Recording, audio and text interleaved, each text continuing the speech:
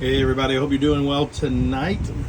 I wanted to share a quick video on basils and why basils are so cool for Nepenthes growers, how you get them, and what to do when you do get them.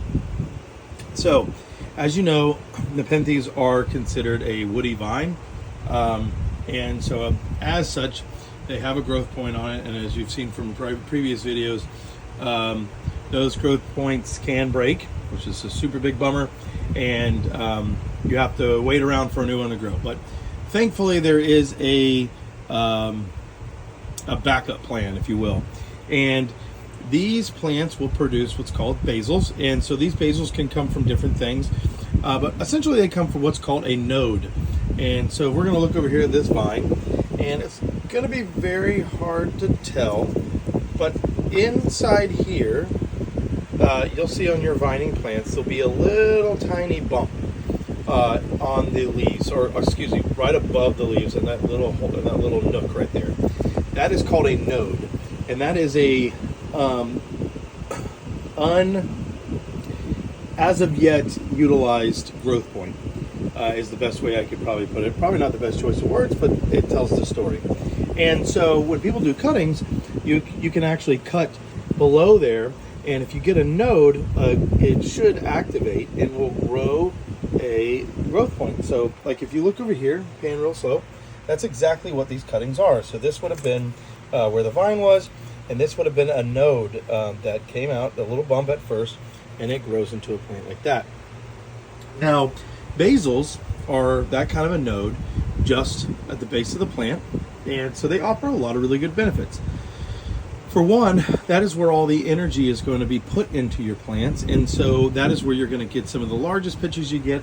I know a lot of people are tempted to cut the basil. They look at it as a free plant, and while that is the case, I highly recommend that you don't cut the basils, because that's where your biggest growth is going to be. And a lot of Nepenthes, it takes several sort of generations, if you will, before they produce their largest pitchers, and those are going to come from the basil. So if you are going to cut them, I would cut the main stem, and then make sure you include those little a couple little nodes there to give yourself the best chance. And I'll do a video later on about how to do proper stem cuttings and how to hedge your beds for the best chances. But for today, I want to show a couple different stages of a basil, and so I want to be moving the camera around, so bear with me. I've got several plants right now that are basiling, and I want to show you what that looks like. So here it would be just about the beginning stages of one. Let's see if I can get it to focus. And so that little green shoot right there is an activated node that is creating a basal, and so that's very exciting for Nepenthes growers. I happen to love it very much. The next stage is, and you'll notice it goes very, very quick. So it'll start off about this side, and now I'm going to pan you all the way over. I'm going to try to go really slow so I don't make you dizzy. We're going to come down here to our Ventricosa Bongzo by Merliana, and you will see that, right? So it puts out like a little tiny leaf usually at first, and then it'll start growing big leaves. And the cool thing about basils is they will grow in size very, very rapidly. And so that is probably about the second stage, if you will. And I will pan you back over, take you back over, and then you have here, which is this Spectabulous by Platychilla or Platychila. You can see now it's starting to fully form, and it's got some pitchers going, and it will pitcher fast, right? And then final stages, it starts becoming a plant in itself. And see, these were basils. This was the original plant, and as you can see, it's already started producing them. Now, if you'll look here, they already have pitchers. Some of them already did, but it's putting out new ones, and so this will continue to grow. And a lot of these plants, especially Ventricosas, will basal profusely. So here's a Ventricosa Denver, not looking its best, but you can see it's got a basal right there. Now there's a couple reasons why plants will create one. One is if they're stressed. So they will create a stressed basal if the plant feels like it's in trouble, maybe it's not getting enough water, or if there's any sort of stressors in the environment, it will create one as a sort of an attempt by the plant to stay alive, right? Change courses, stay alive.